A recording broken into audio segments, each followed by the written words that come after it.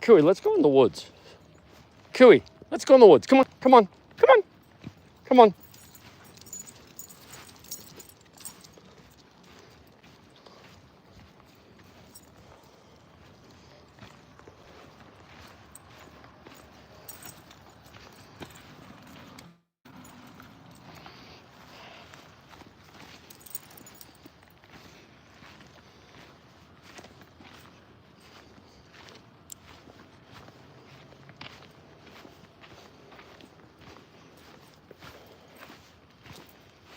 Hey, welcome. We're just getting started. I'm going to talk about some breaking news here in just a minute. But in the meantime, welcome. If you haven't been on my chat before, I'm Oliver the Wolf Guy. I'm the founder and executive director of the Tahoe Wolf Center. And I've spent the last 40 years of my life living and working with wolves. And while I live stream, I tend to be out with some of my animals. This evening, I'm out here with my 14-year-old Arctic animal, a Cutock here with a white fuzzy butt. And then my companion animal, my Alaskan Malamute pup, Nepenthe, who's just a year old.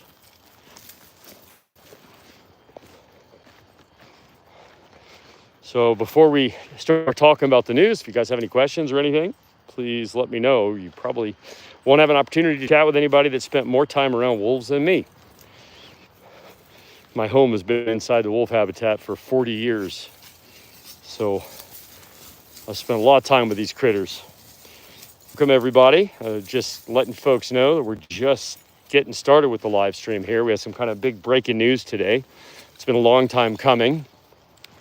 And so if you're interested in what is going on, hey, from Alaska, welcome, welcome. Wolf from elsewhere, woo, welcome.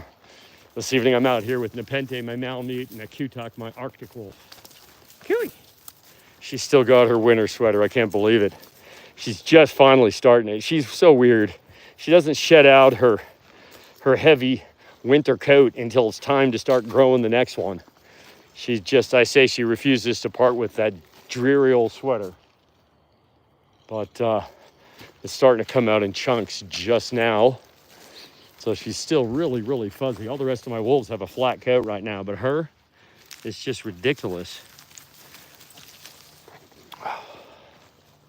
Hello from Montebello. Elaine, nice to meet you. Welcome everybody. So for those of you that have not ever tuned in to me before, I am Oliver the Wolf Guy. I'm the founder and executive director of a nonprofit called the Tahoe Wolf Center. We teach people about wolves and why they're such an interesting and important species and why they're so critical to maintain healthy landscapes and healthy big game herds. And almost invariably when I live stream, I'm out with an animal. This evening it's a Cutock, my oldest ambassador. She's 14.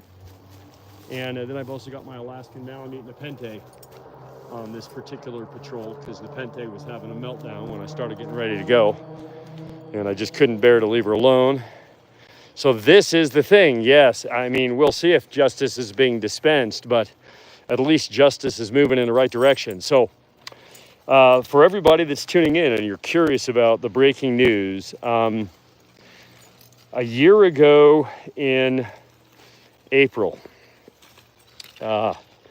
this horrifying, if you care about animals at all, this horrifying story broke when somebody who was in what's called the Green River Tavern and Grill in Daniel, Wyoming, leaked video of unconscionable wildlife cruelty. This monster by the name of Cody Roberts, who is a particular wildlife sadist, and his main activity is using hounds to hunt and kill mountain lions. But in Wyoming, it's legal. This is shocking and amazing and hard to get your head around, but it's legal to run wildlife over with your snowmobile. They call it wolf whacking, and they mostly run over wolves and coyotes. But in this particular instance, Cody ran over a wolf and severely injured it. But then instead of doing what even the cruelest person who would engage in this quote-unquote pastime would do, which is kill the animal, instead he taped its muzzle shut, brought it home, apparently let his dogs attack it while it was incapacitated, And then for grins, he brought it to the Green River Tavern and Grill, where he proceeded to show it off to the people at the bar for hours. And there's photos and video from that incident at the bar before allegedly taking it out behind the bar and shooting it. And when this broke, wildlife advocates like myself were just incensed. I mean, for me in particular, I still have nightmares about what the wolf went through because I spent so much of my life with wolves. And of course, we demanded justice and Fish and Game. I mean, we conducted an investigation, which we've now provided to the district attorney with a lot of additional information about the occurrence and who knew what and who knew it when. But Wyoming Department of Fish and Game appeared to have been directly involved because the game warden who had that particular sector under his watch was childhood friends with Cody, apparently, and nod, nod, wink, wink, yeah, nothing happened here kind of a deal. And let's see, I'm going to catch up with some clients here. Yeah, the wolf was less than a year old. It was a juvenile. It wasn't even capable of hunting on its own, as far as we know. It was truly indicted. Indicted means that he's been formally charged by a grand jury. They found enough evidence to bring formal charges for felony animal cruelty, which could, I mean, you know, if it were me, they'd put him away for life. But the penalty will include up to 2 years in prison. If you're a felon, you can't have firearms, which would severely limit his ability to hunt. And also, he makes his living doing business with the Wyoming Department of Fish and Game, and it may not be lawful for Fish and Game to have contracts with convicted felons, so it could potentially result in him losing his main income, his business, his hunting and guiding business, because I think they'll probably take his hunting privileges away as well. So it could have some pretty devastating consequences for him, provided that he's convicted and that then the judge decides to give him a maximum sentence, which hopefully we will be able to prevail on the courts through amicus briefs and other mechanisms. I'm going to create a writing campaign probably for people to write to the judge with victim impact statements, because I think anybody who cares about wildlife was victimized. So, yeah, it was just, I agree with you, Yami. 2 years is not enough. I mean, hopefully it'll be 1 year and somebody will squeeze the life out of him by the throat in prison, because that's what he deserves. He deserves to be locked up with people that don't like animal abusers. It's my understanding that in prison, animal abusers and pedophiles have a rough go. And Cody, I think, fancies himself as a fairly tough guy, which means he'll learn pretty quick that he's not anywhere near the top of the rung on the ladder. But it's just, I mean, yeah, exactly. Who does that, right? Sadists do that. And, you know, who's so arrogant and so, you know, seemingly immune from consequences that they do it in public, let people videotape them and think they're going to get away with it. And he nearly did. I mean, Wyoming convened hearings and they tried very hard to sweep it under the rug. And it was only through immense public pressure, national news, a sustained assault on Wyoming's tourism, and particularly myself and a few of my colleagues. I really have to hat tip to, I don't know if I should be naming them, so I won't, but my colleagues who worked very, very hard behind the scenes to make sure that this day finally came. I'm spending thousands of dollars on an investigation and compiling evidence and witness statements and being neck deep in this horror for a year, more than a year, to finally see the possibility that there might be some justice done at the end of this. Ironically, Wyoming had the chance to ban the practice of using snowmobiles to kill wildlife, and they chose not to do it. The gaslighting and the mindless hatred of predators in that state at the wildlife commissioner level and the Division of Wildlife level is breathtaking in its scope. And even more extraordinary is that the head of the department at the time of these criminal activities, Brian Nesvik, in one of his typical FUs to anybody that cares about anything, Trump appointed Nesvik to be the head of the U.S. Department of Fish and Wildlife. He just was approved in spite of, again, a sustained campaign to prevent that, because he's a complete anti-science, anti-wildlife, hook and bullet zealot. You know, I mean, I'm cautious about what I say on a public platform, but I hope that karma, in the form of whatever karma chooses, finds Brian and delivers to him the exact kind of retribution that karma can deliver. Yeah, it's unbelievable what's happening in these states.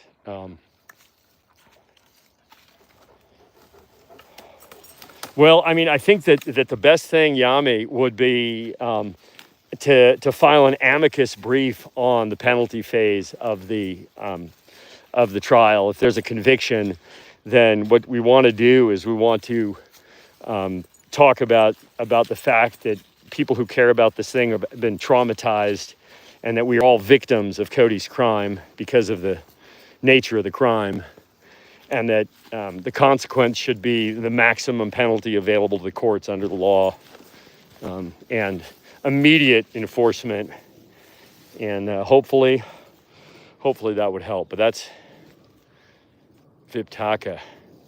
Okay, I learned something new. I've never even heard the word before, so thank you for that. But hopefully he gets his just, I like the words, just desserts. Hopefully he'll get his cake and get to eat it too. Through a straw if they bust his jaw in prison. But yeah, so it's an exciting day for wildlife advocates that have cared about this for so long and have been hopeful that some action would be taken. We have to thank the prosecuting attorney, because it takes a lot of courage. I mean, my understanding from talking to people who knew a lot was that they were afraid to come forward because the community is so insulated and so crazy, so anti-predator, that they were actually in fear of their lives from the people that support Cody and his actions, which just shows you the extraordinary sickness. I mean, the other thing you can do is we can continue to penalize the Green River Tavern. It's on, Google and whatever. And we were successful at forcing them to take their page down because they were constantly fighting all the comments. But we could restart a campaign of 1-star reviews so that the world never forgets that was not just the scene of an incredible felonious act, but that the owners of the bar didn't just ignore it, but they actively condoned it and continued to stand behind Cody even now, which just shows you the mindset of these horrific people. Again, it wouldn't make me sad if, something caught fire over there. Grease fires happen in kitchens, you know what I mean? But these are monstrous people. Lily, hi, welcome. So yeah, I'm just, I'm excited to see progress finally after all this time, and that they've got an attorney that's courageous enough to take action. That's well past time, and hopefully Cody will face the consequences of his criminal acts, and people will learn that, when you treat animals in a monstrous way, there are consequences. That's my sincere hope.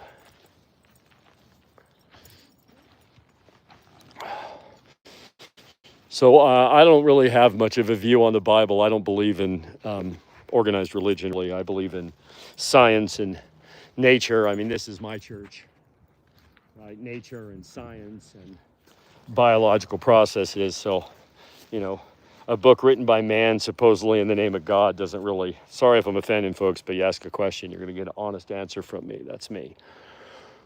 So yeah, animal cruelty is wrong. Cruelty in general is wrong, unless it's truly merited in the case of, for example, somebody like Cody Roberts. And actually, if you're interested in that, I have I'm writing as some of you may know, I am a author. I mostly write nonfiction. My first book that's out is called The Wolf Lover's Guide to Raising Dogs, which you can get on Amazon or books.by. My name is Oliver Starr, for those that don't know that. But I also am serializing a book that is called The Reckoning. That is got stories. I started as a short story, and then the short stories became chapters. But it's about a guy who, could be me, kind of ish, but it's basically a aging wildlife biologist who lives alone in the woods and has had enough of people torturing animals. And so he decides, in sort of a woodsman-like John Wick fashion, to start being the hand of justice. And there's a chapter based on the Cody Roberts incident. You can find that on my Medium account. I'll tell you what I'll do is, if you're interested to read that story, when I get back from my hike with my wolves here, I will pin that to a comment here in the live stream so you guys can all check it out. So, well, yeah. So I'm pretty enthused about that it's been a long time coming. Awesome. All right. I will put it's free. It's on Medium. I'll put a link up to my Medium account so you guys can check it out. And I'm trying to figure out when I can find the time to write the rest of the book. I've been really busy this summer. My wife is a world-class chef. And this summer I spent getting a new restaurant open for her. And it was a lot harder than we thought. We bought a building that we thought was in pretty good shape to turn on a restaurant, but it turned out to need a lot more work than we expected. And so we just opened it a couple days ago, and it's doing very, very well. I mean, you never know. The early days of a restaurant, you're busy because people are curious, but then you got to get them to come back. But my wife is an amazing chef. This time it's Chinese. And so hopefully we'll make it a raging success, and I can get back to my main focus, which is not building restaurants. It's kind of tough when you have a skill set you don't really enjoy using, but which sometimes you've got to. And this is one of those times. So, well, while you got me, you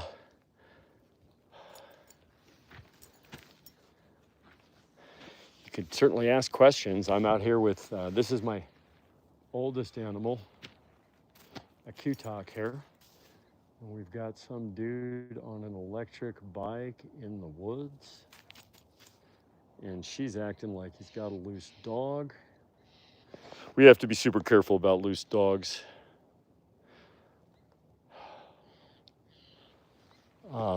Because this lady will eat them. Probably this one too. She's kind of a bitchy pants. But wolves in general are pretty territorial. Oh, I'm in California. I'm in Northern California near Lake Tahoe.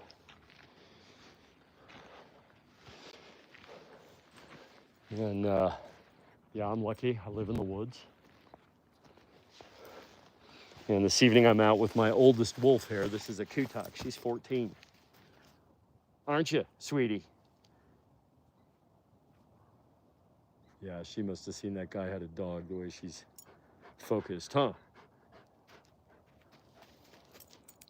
Pretty spicy for an old lady. 14 is like, how old is that? What, 70, 98 in dog years, and she's 14 and a half. So yeah, she's like 100 years old. But she's aging well so far. I hope she continues to age well, and I have her. I mean, I would trade half my life left to have a rest with her. She's just, I love this animal more than anything in the world. She's so difficult. Most of my colleagues that are involved in working with wolves have suggested to me that if this was their animal, that she'd be a jacket. She's really spicy. She's really intense, but she's just perfect for me. Let's keep going this way. See, yeah, she definitely saw a dog. She wants to go get it. Come on. Come on. We're rolling. We're rolling. Yeah, wolves are really interesting when they get focused on something. It's really hard to change the focus. So she's like, yeah, there's a dog back there. I want to go get it.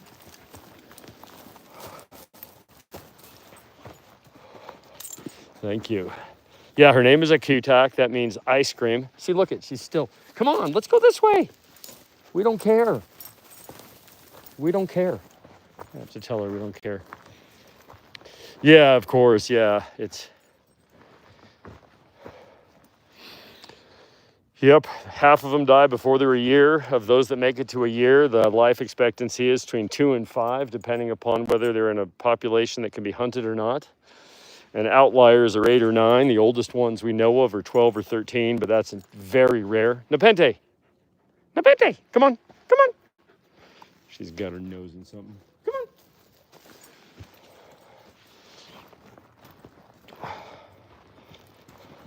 Yeah, and there's still some wolves in France, but apparently the European Union is starting to not like wolves again after being really good about supporting some wolf recovery. Now they're suddenly becoming swayed by, these things. It's super unfortunate. The ranching and herding and livestock producers that still consume the vast majority of our public land and wild spaces with unnatural invasive species have tremendous sway over regional and even national politics. It's super frustrating.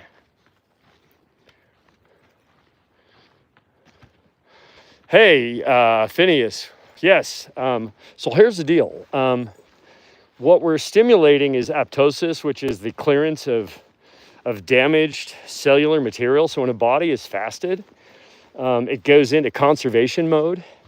And what it does is it clears out all the junk. And so by fasting for a day every week, we stimulate that apoptotic process. And our belief is, there's a couple of reasons. Number one, wolves don't eat every day in the wild. And we believe that their systems are primed for a more natural existence. The same for dogs, of course. And by the way, right now we're at what we call a salad bar. So this is a typical kind of a grass that our animals like to browse. And so you'll see they're both in the grass here looking for some fresh shoots and snipping it up. And this is a perfectly normal, natural, healthy behavior. It clears their palate. It's good for their digestive system. And it's especially good. Today is the day after a fasting day. Today's a feast day. So the day after they fast, they get twice as much food. So they're not actually getting less calories on a weekly basis. They're just getting it shifted, which is more like, in the wild, wolves will, kill something. They'll eat on it till it's really depleted, and then they have to go hunt again when they're hungry. And if they don't succeed, then they're hungry for a few days. Yeah, you're right. The biased farmers have been too many people, too many places. It's true. It's true. We're crowding everything else out. I mean, the biomass of humans and our food is like 90% of the breathing biomass on the planet. It's, we need a correction, whatever that looks like. No species can grow without limit indefinitely. There are always consequences. So anyway, the gist of my answer about the fasting is that we believe that it reduces the risk of cancer by eliminating those damaged, potentially mutated cells. It makes their digestive system more efficient.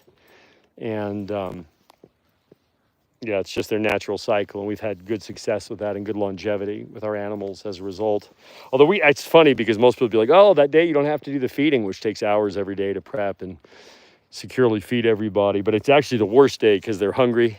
And they bicker with each other because they're frustrated, and they get into trouble because they want their food. So we always were like, oh, it's Tuesday. Oh. It's funny, it's Fat Tuesday, it's Skinny Tuesday for us. But then everybody loves Wednesday because they get a big helping heaping of organ meat in addition to their regular carno logs. Or if we have, wild game from roadkill in the freezer, then they get big hunks of wild game. So we might like Wednesdays. Huh, Cooey?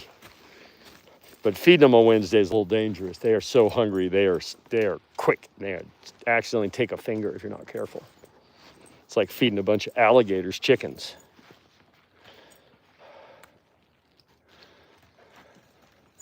Yep, that's exactly right. A hungry wolf is a cranky wolf. It's really true. And a well-fed wolf is a sleepy, lazy wolf. Also true. Yep, it's amazing how quiet it is after the big feeding night. Everybody is just, in a meat coma, lying around.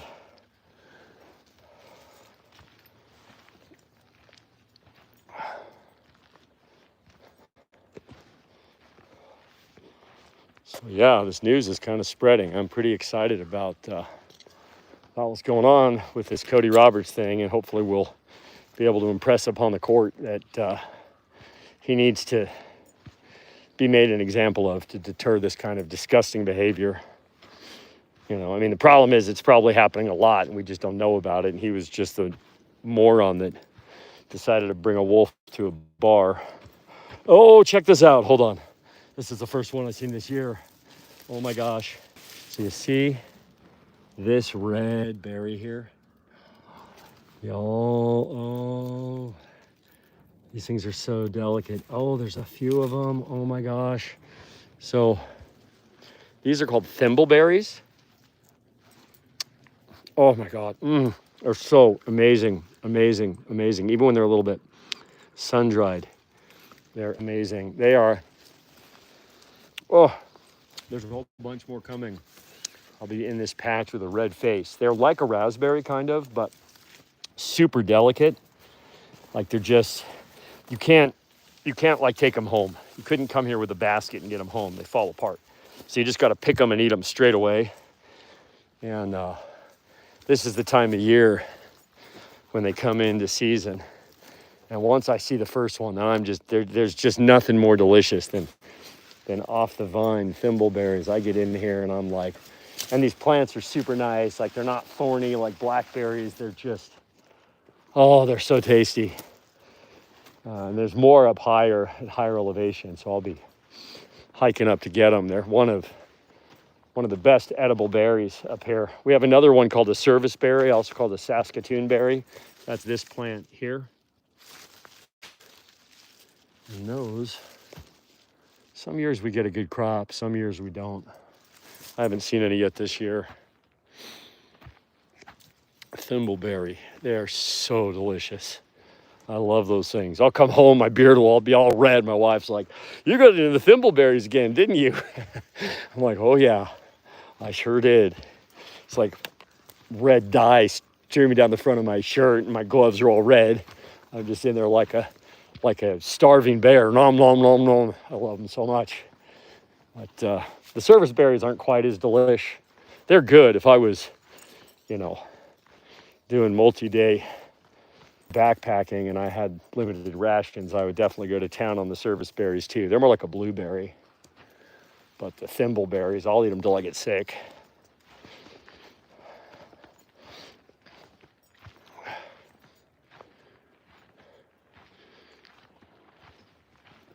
Right, Tess? Yeah.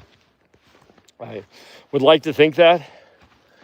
I mean, in this particular social and political climate, I think that what's happened is, really, Cody? You want to go this way? Okay.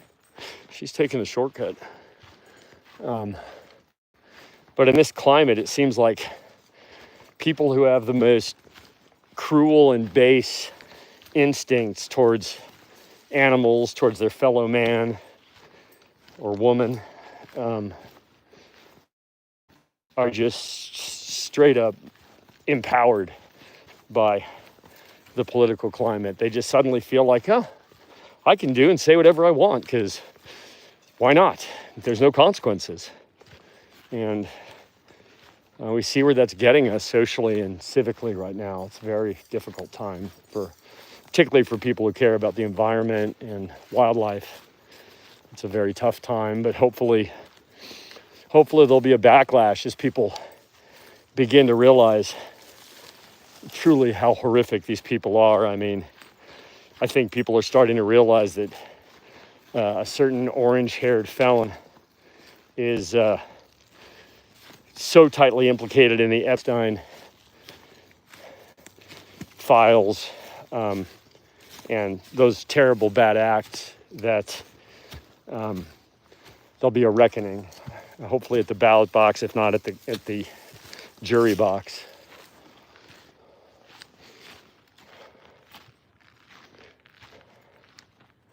Yeah, of course there is. The same people that abuse animals will abuse children or women or be serial killers. It's a psychopathy for sure. And and then there's odd pathologies like mine. I'm way more sensitive to wildlife than to people. I feel like people have so many options. So my mission has always been to speak out for the wild things among us and try to give them a fighting chance.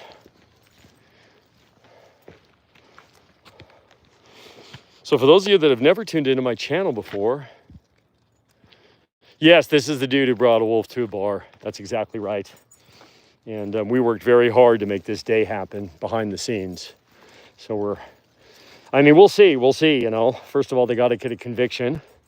And then if they get a conviction, they got to get a court to decide not to just give them, $500 fine. Don't do that again, which in Wyoming could certainly be the case.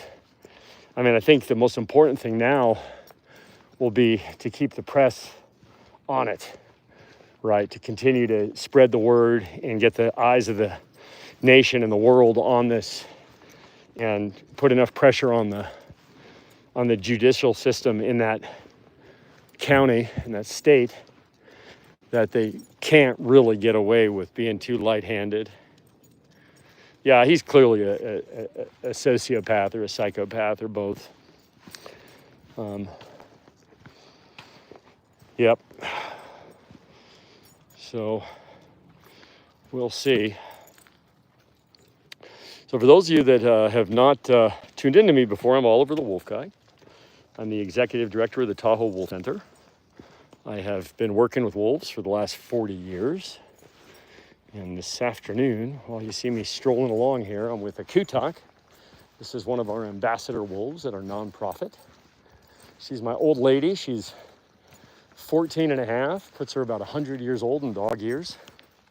She's still my spiciest animal. Aren't you? Yeah, she's spicy and feisty.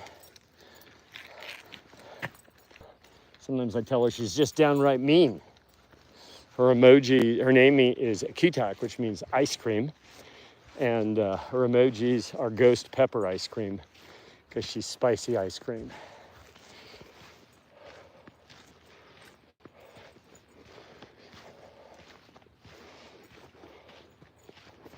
And by the way, for those of you that would like to support our work, we are the TahoeWolfCenter.org. That's our nonprofit. Deductions can be tax deductible if you let me know. And all the stuff we do on YouTube and TikTok, all our merchandise sales and my book, all support the mission of the nonprofit directly. And my book is The Wolf Lover's Guide to Raising Dogs. It's an Amazon bestseller in its category, and if you want to do solid for your dog, I recommend it. Your dog will love you more, I promise. I've got a bunch of tricks from 40 years of raising wolves that work even better with dogs.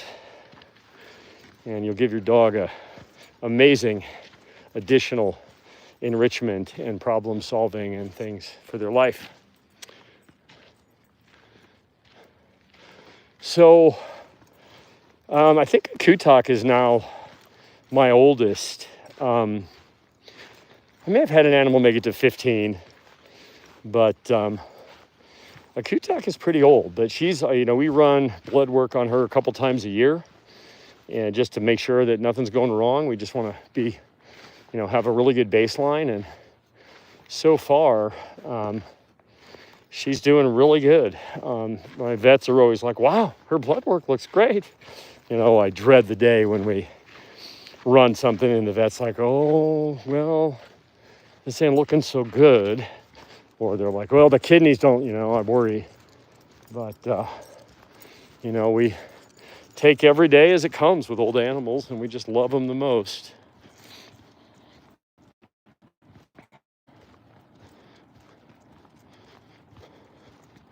Yes, they do, Tess. You're exactly right. I mean, I call it infantile penis disorder, right? These are the same kind of guys that put nuts on their truck, which is pretty funny, I mean, and the thing about that is, these are the same people that are so, ideologically opposed to the idea that people can identify themselves and their gender. And, for the most part, we refer to vehicles as her or she. And then they put nuts on a truck, so they're driving around in trans trucks, which I think is super funny and ironic. So Noonie is just a year old. And so he's got a good long road ahead. He'll be challenging me in my life and making holes in the side of my house and digging up my property for years. Hello. Come on, let's go this way. Hey, no. Somebody's sewer's overflowing and she wants to have a roll in it. That'd be so gross.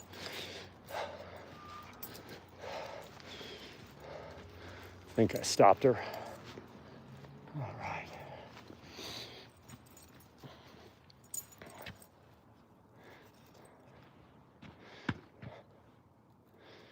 Oh, that is crazy. That is unfortunate. Of course, we keep vilifying wolves for no good reason, right? They're the most similar to humans of pretty much any mammalian species, behaviorally, socially, right? They're all right, we ain't gonna go that way. Come on, we're gonna go this way. Come on, stop.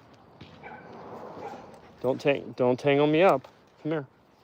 I got my Malamute is very spicy too. She's been raised by wolves and she basically thinks she's a wolf. Come on, we're gonna go this way. Come on. Come on, both of you. When a dog barks at her, she's like, oh really? It's on, I'm gonna get you. She's fearless. She'll attack Noonie over a snack. Yeah, every country is just terrible to wolves. I hope so personally, there's this thing called chronic wasting disease. I'm sure some of you that follow me have heard about it. It's also known as zombie deer disease. Now, wolves are about the only thing that can slow the spread of it. It's a very complex and biologically unusual thing called a prion disease. And it's in elk and it's in deer and several other hooved wild species.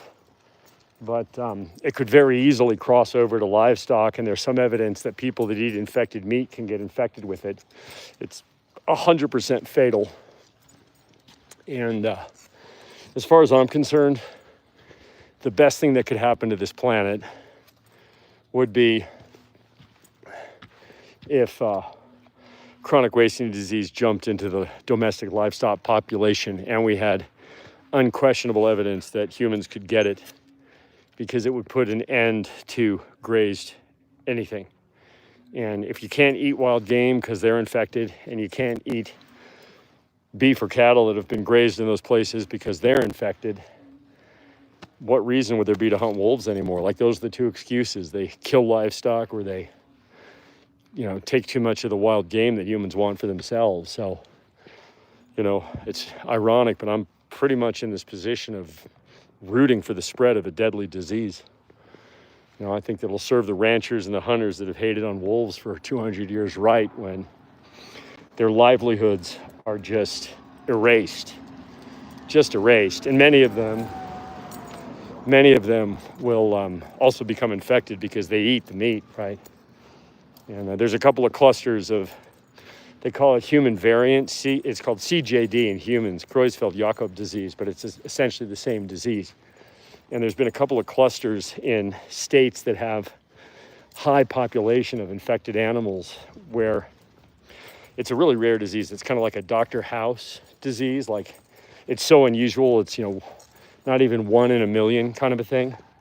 And so when there's a cluster of it that's inexplicable and they look for commonalities, like, for example, there's a cluster in Michigan and there's a cluster in Oregon with no obvious proximate cause except that the people in the cluster, and of course, association does not necessarily mean causation, but it does, in this case, have a high probability, is that they ate from infected populations. And so, and the problem is that this disease in humans takes about 20 years to manifest symptomatically. And so what we could see over the next decade or two, where this disease has been spreading county by county, state by state for about 30 years now, but suddenly it's really hit a tipping point. And so it's possible, maybe even probable, that we'll see a lot more cases as people who were infected many years ago become symptomatic. And we'll get what's coming. You kill predators and disrupt natural balance at our peril. Good, how you guys? I'm out giving a wolf talk on a walk.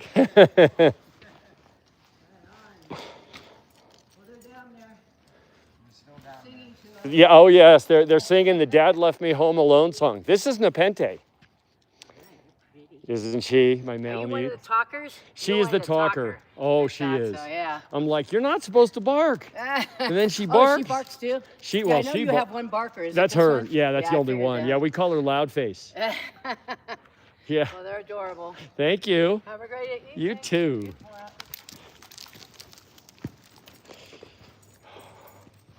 Yeah, everybody in my town knows me. The wolf place.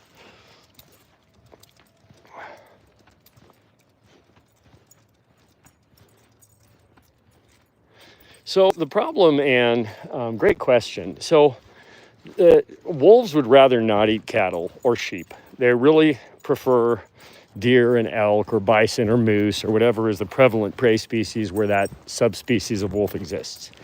But the problem is that when we turn livestock loose on public land, they outcompete the native species and they push them out. And wolves can't just follow those disrupted populations because wolves hold territories. And so they're kind of stuck in the territory they own. And if their food source is replaced by something less desirable, but that's still food, they'll eventually start eating it. And what compounds that problem and makes that problem inevitable is that in the United States in particular, cattle are loosed on large pieces of public land, thousands of acres for a single herd. And cattle don't stay together. They spread out. And so what happens, and a lot of this country is not, it's roadless wilderness. And so what happens is animals die. They die from injuries. They die from, birth complications, respiratory disease. They step in a hole. There's all kinds of things that kill cattle. In fact, the vast majority of livestock deaths have nothing to do with predators, least of all wolves, which are less of a problem for domestic livestock than even dogs. But, the ranchers get a lot of publicity by screaming wolf every time. And so, but what happens is these animals die in the middle of nowhere, and the ranchers don't bother to, either they don't know the animals are dead, or it's just too much of a pain to take an 800-pound steer and somehow get it off the land. And contrary to these David Attenborough fandom websites that say wolves don't eat anything dead, that's not true. Wolves are scavengers, as is every predator on earth. There is not a predator on earth that doesn't eat found dead things, especially when they're hungry, right? And so what happens is these wolves find these dead sheep or dead cattle, and they suddenly realize, oh, this is that big, dumb, slow thing that's taking up the space where my elk used to be. And once they put that two and two together, they're like, hamburger's not my favorite, but I'll eat burger versus nothing. And once they start killing livestock, they figure out it's really easy, and it becomes a real problem. But the problem dates back to ranchers not doing the right thing to begin with, not managing their livestock appropriately. And I'm a dude who gets death threats almost every day from the ranching and the hunting community because, a lot of those guys, they'll, when you're a wolf supporter, they're like, oh, we'll let wolves loose in Los Angeles or New York. We'll see how you like it. With the opinion that you don't know anything if you're, not doing what they do. And the problem with me is that I grew up in a ranching family that was a huge operation in Colorado. And of course, I've spent more time around wolves than kind of anybody, I guess. So they hate me even worse because I'm a traitor to the ranchers and they can't tell me I don't know nothing. They're like, we'll let wolves loose in your backyard. And I'm like, there are wolves in my backyard, dude. There's one right at my door right now. And so then they just want to harm me. But they don't do the right thing, and I'm on record of it. They should be doing non-lethal coexistence practices. I've got friends that are ranchers who have no losses. I have a friend named Joe Engelbert in Alberta. He lives in a place where there are mountain lions, wolves, and grizzly bear in significant numbers. And he has not lost a calf, a cow, or a steer in 20 years because he knows what to do. He does the work. He's out there with his animals. He manages his herds. And the wolves don't mess with his herds because of his practices. But the guys in Colorado, especially right now, and California and Montana and Idaho and Wyoming, they just, to call a spade, they're just fucking babies. They're just fucking whining, crying, little hobbyist ranchers who don't want to do the work. They want the government to put helicopters in the air and traps on the ground and solve a problem because they're too lazy or ignorant or incompetent or just recalcitrant to do it. They just like business as usual. And what people don't understand is that those guys have huge political influence. And so it's like right now they're talking about pausing the wolf reintroduction effort in Colorado because the little baby ranchers are crying about it. Oh, they're crying. They've lost, a couple of dozen head of cattle out of the millions of cattle that are on the ground in Colorado. And it's too much burden. It's going to put me out of my little ranching business. Maybe don't buy yourself a $90,000 truck every year if you can't afford to do the work, or a $100,000 horse trailer. Like, for real. Come around it. Thank you. So, yeah. I've had people try to poison my animals. Yes, in 2012, I was at a hearing in Arizona about the Mexican wolves. And I was beaten up by 5 ranchers in a parking lot. Actually, they were cowboys, not ranchers. Ranchers are the guys that run the operations. Cowboys are the guys that work the operations. And yeah, they didn't jump me. They surrounded me, and the guy who was twice my size decked me. And then they all started beating on me when I was down. And luckily for me, a friend of mine heard the commotion and came up on him, and he had a can of bear spray. And when he whipped out the bear spray, they backed off. And I was lucky. I don't know. I mean, if he hadn't come along, I don't know if I would have been beaten to death or not. But it wasn't fun, that's for sure. Yeah, farmers are some of the worst through direct to neglect. It's exactly right. They have no respect whatsoever for the animals that they manage or the environments they despoil. I mean, there's some exceptions for sure. I don't want to lump everybody into the same barrel, but I've seen a lot of it. I mean, I would tell you that my family, I mean, we didn't whine and cry about wolves. It wasn't worth our time. We were big enough, we didn't care. But I wouldn't say we were nice to animals either, you know. I mean, I'll tell you that, you know, with the animals that were going to end up in our freezer, we had names for them, so we knew keep them separate and treat them a little different, feed them better. So we weren't like super warm, feely, touchy, you know, people. Come on, Kiwi, we're done. Come on, come on, come on. We're just winding up our little hike here. Kiwi's kind of a mind to keep going, I think, but I got a few things to do. Come on, come on, come here, come on. Thank you. No, move your little butt. Move your fuzzy butts. I gotta get the gate closed. All right. So for those of you that have been on one of these hikes with me before, you know that the next thing I do here is put you in my little chest pouch for a second here to unleash the animals. And, so that's what I'm gonna do here. Oop. I think you're still with me. It's so hard to put this in this pouch. I always seem to hit the wrong button. Side buttons on the phone and a pouch that grabs on the sides is a bad combo. We'll try to do this here. And we'll release our hounds. I like that scene from Game of Thrones. These are my hounds. They would never hurt me. Yes, but now they're starving. You said so yourself. You haven't fed them in 7 days. I don't know if my wolves would eat me if I hadn't fed them in 7 days. I don't think they'd eat me. If I was already dead, they might eat me if they were real hungry, though. I don't think they would kill me, though. I hope not, but I will never find out. They are well fed. All right, Kiwi, come on. So, anyhow, that's kind of all she wrote for this evening.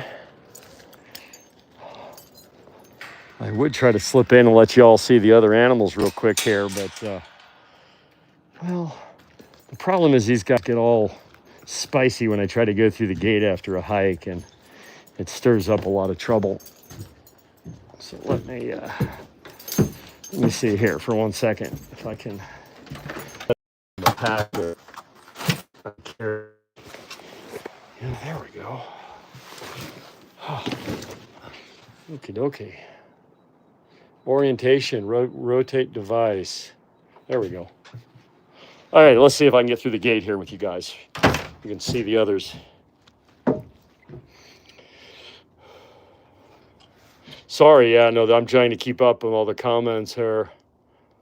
How can we protect ourselves and Congress won't? Well, I mean, become active, vote those people out, stay on top of the news. You know, when there's opportunities to testify, either in person or on video or in writing, do it. I mean, the idea that we can get out there in the landscape, no, this is the problem.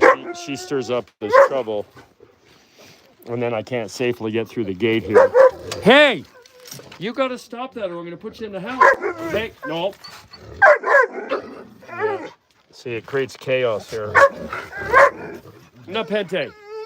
I'm going to put you in the house. I am. You got to be nice. Uh-oh. All right, that's it. You're going to go inside. Everybody wants to see Noonie. That's Noonie making all the noise. Come here. You got to go in the house.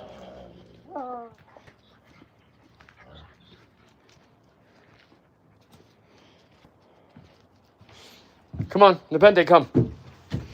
We're gonna put Nepente in the house for a second. Oh, you're stuck. Okay, now I can safely get through because Kiwi doesn't care. But I just want to be careful here. Yep, I agree. It is the farmer's responsibility, but they don't want to take their own, you know, responsibility if it means an extra work. Okay, so here's what's going to happen here. They are going to be all I know. They are, because they're super hungry today, and because I just got back from a hike, they are going to be all over me. It's going to be a little rough. If I go down or the phone goes down, don't be surprised. No. All right, so I got through the gate. Hi, Noonie. Hi, Noonie. All right. Hi, Noonie. Oh, that's rough.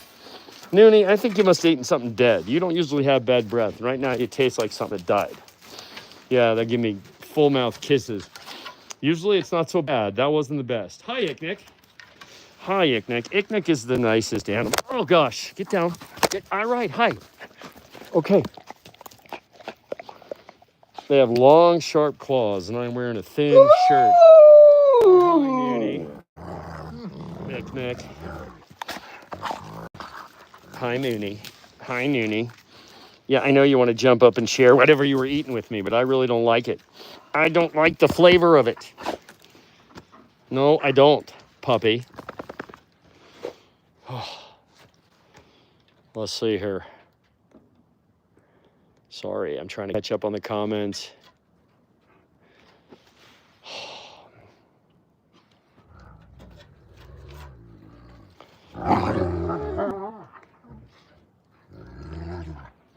Mooney.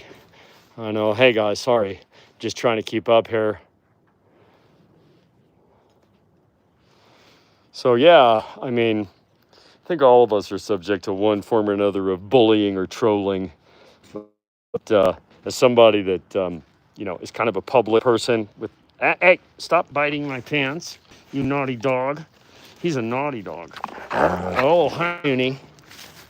Hi.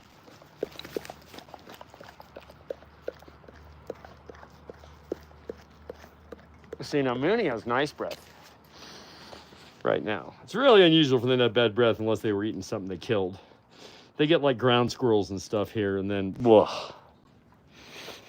But, yeah, so that's our people. This is the best person right here, the Icknick. He's just the sweetest, nicest. He's my animal, but he's...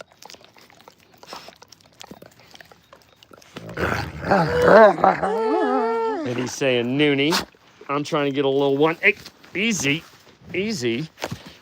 Oh, God, you're going to make holes in my clothes. Noonie is my craziest right now. He's still puppy. And he's pestering Icknick. Icknick's going to end up putting him in his place a little bit, maybe. All right. Right, Icknick? Icknick says, I didn't get enough. I did not get enough of Dad. Here we go. Icknick really likes his butt scratches. Don't you? Don't you, mister? So Icknick is 6, and he weighs about 150 pounds. And you'll see this is what he does. He likes to stick his head between my legs and say, Dad, scratch me on my butt. And then everybody gets jealous, and suddenly there's a lot of teeth over by my...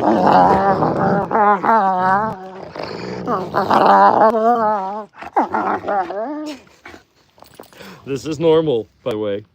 This is just normal wolf conversation. It's conversation, isn't it? Noonie. Noonie's a puppy. Moonie's spicy. How many?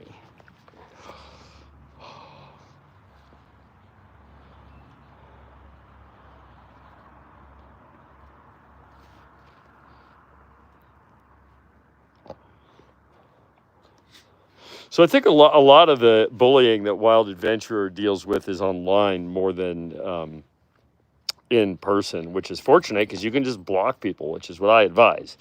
Like I don't waste my time on it anymore at all. I'm just like, you're rude, you're a jerk, you're blocked, you're out of my life forever.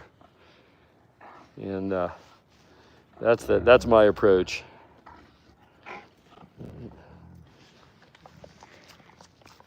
And that's the easiest way, is don't feed the I say don't feed the trolls.